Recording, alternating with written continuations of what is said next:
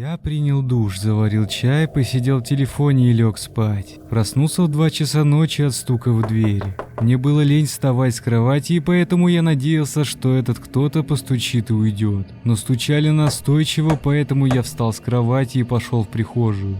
Когда я подошел к двери и спросил, кто там, мне ответила девушка и сказала: «Помогите мне, меня преследуют, откройте, прошу вас». После этих слов я почти открыл дверь, но остановился, потому что ее голос был странным.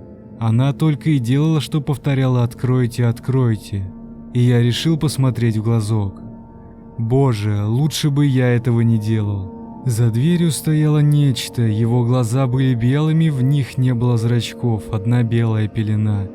Кожа была бледная, а изо рта виднелся ряд острых, как бритва, гнилых зубов. Я скатился по двери вниз, а это существо все говорило «открой, открой».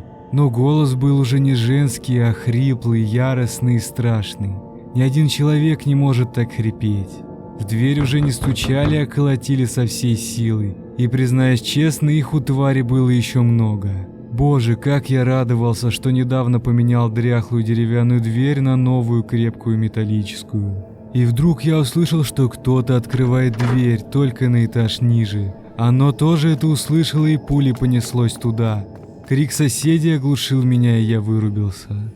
На следующий день было много полиции и скорой. Оказалось, что был мертв весь подъезд. Я не стал выходить и спрашивать, что случилось. Я просто собрал вещи и уехал к другу. Я рассказал ему эту историю, и на удивление он поверил. Сейчас я живу у него, я даже стал понемногу забывать об этом случае. Все бы ничего, но сегодня в час ночи нам постучались с просьбой войти. Дорогой друг, если у тебя есть страшная история жизни, то обязательно присылай мне ее на e-mail. И тогда, может быть, именно она попадет в следующий выпуск. С вами был Нормантик, до скорого.